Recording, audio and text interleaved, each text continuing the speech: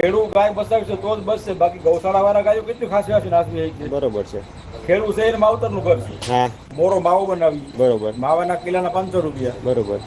પછી પ્યોર ઘી બનાવીએ, હા બરોબર. એના લીટરના 2000 રૂપિયા. બરોબર.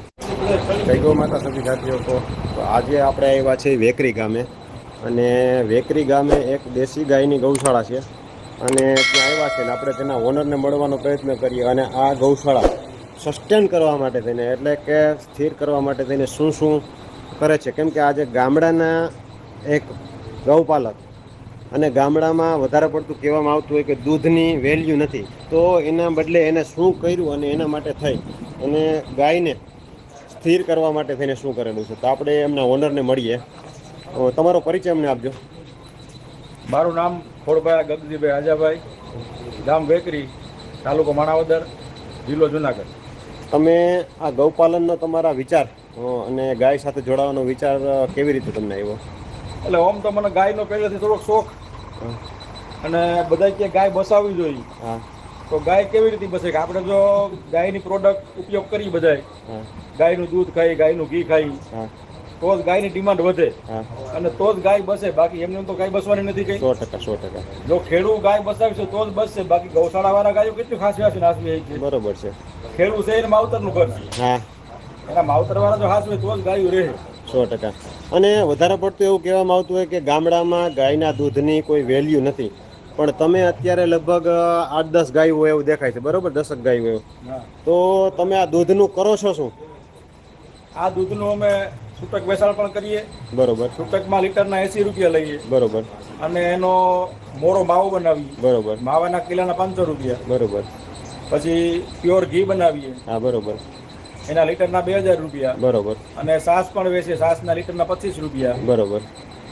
પછી થાબડી, પેંડા, એ બધું 400 થી 450 ની આસપાસ. બરોબર. અને ચિકન પણ બનાવીએ. બરોબર. એટલે બધી પ્રોડક્ટ અમે ઘરે જ બનાવીએ. બરોબર.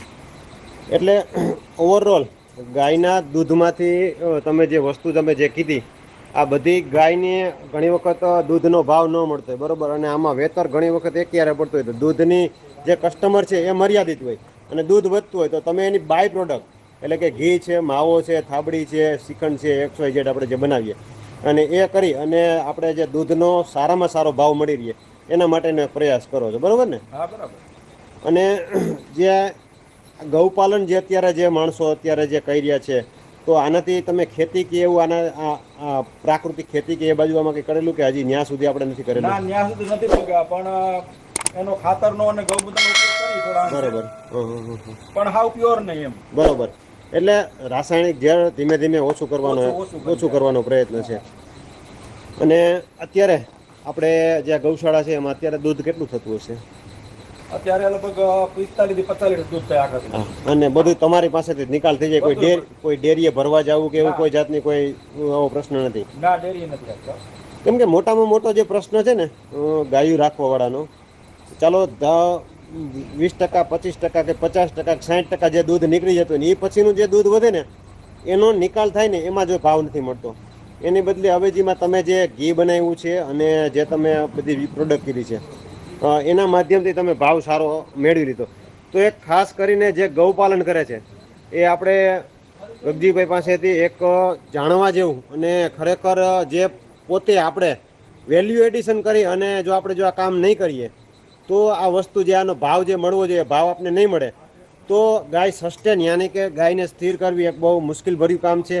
અને હોમમેડ એટલે કે ગામડામાં ખૂબ સારી રીતે રાખી શકાય, અને આ પોતાનો બધો એનો અહીંયા લીલો ચારો, અને કેમ કે ગામડામાં જમીન પોતાની હોય એટલે પહેલાં તો ચારાની જે સમસ્યા છે એ ચારાની સમસ્યામાંથી નિકાલ થઈ જાય, અને ચારો છે એ આપણે આપણા આંગણે સારો એવો ઉગાવી શકીએ અને કરી શકીએ. ગગજીભાઈ તમારા નંબર આપી દેજો જેથી કરીને કોઈમાં તમારી પાસેથી માર્ગદર્શન લેવું હોય અને કંઈ જાણવું હોય તો જાણી શકે. તમારા મોબાઈલ નંબર એક આપી દેજો. મારા મોબાઈલ નંબર 94 63 71 8 23, અને ગૌશાળાનું નામ છે પ્રણામી ફાર્મ એન્ડ ગૌશાળા વેકરી. બરોબર.